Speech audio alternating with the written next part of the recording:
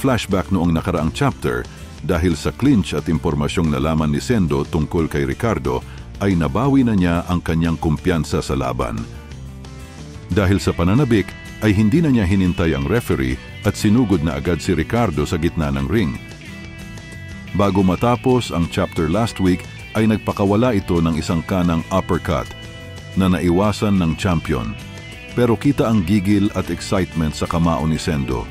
Lumalagatok ito na pagtanto na niya na hindi isang Diyos ang kanyang kalaban. Bumungad sa latest chapter ang seryosong Sendo na nakaporma para sa isang kaliwang atake. Makabawi na kaya siya sa laban o mas lalo lang siyang mabubugbog ni Ricardo? Nag-aapoy sa simula ng round 3, nagliliyab sa fighting spirit si Sendo.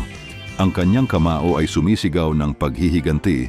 Hajime no Sendo, Chapter 1507, Fists of Revenge.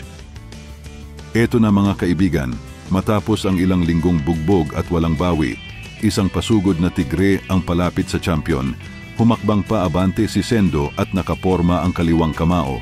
Isang kaliwang smash ang sumalubong sa champion habang nakatayo ito sa gitna ng ring.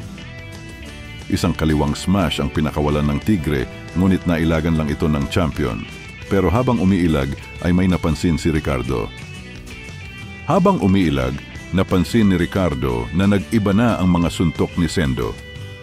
Nabawi na ba niya ang kanyang composure? Tanong nito sa kanyang sarili. Hindi ko alam kung ano ang nakapagpabago sa kanyang mga suntok. Napaka-wide at mukhang hindi tatama ang kanyang mga atake, ngunit ano itong malakas na pressure?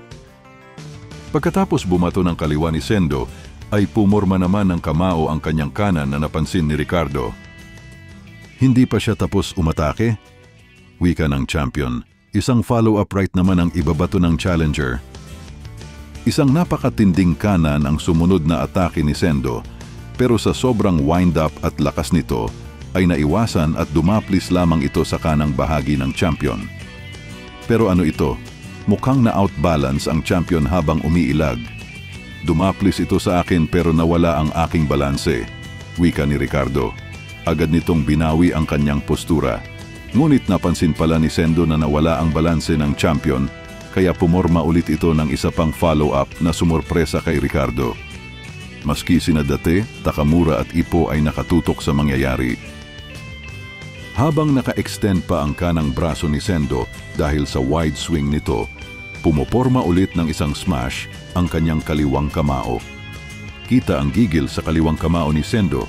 Mukhang lahat ng parusang natanggap niya noong mga nakaraang round ay dito na niya babawiin. Kinabahan si Ippo sa may crowd at napatanong sa sarili, di ba yan yung?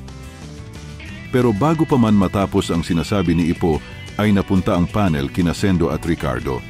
Nakaporma ng isang follow-up smash sa isang na-outbalance na Ricardo. Makatama na kaya ang bata natin sa laban?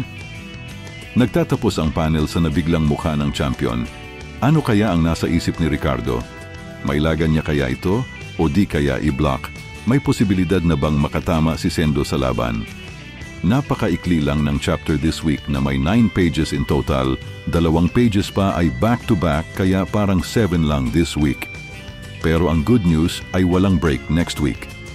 Kaabang-abang na ang mga susunod na kabanata. Pero bago tayo magtapos, ay shoutout muna sa ating mga viewers. Patuloy lang pong mag-comment at baka maisama ito sa susunod nating video. Please like, share, and subscribe.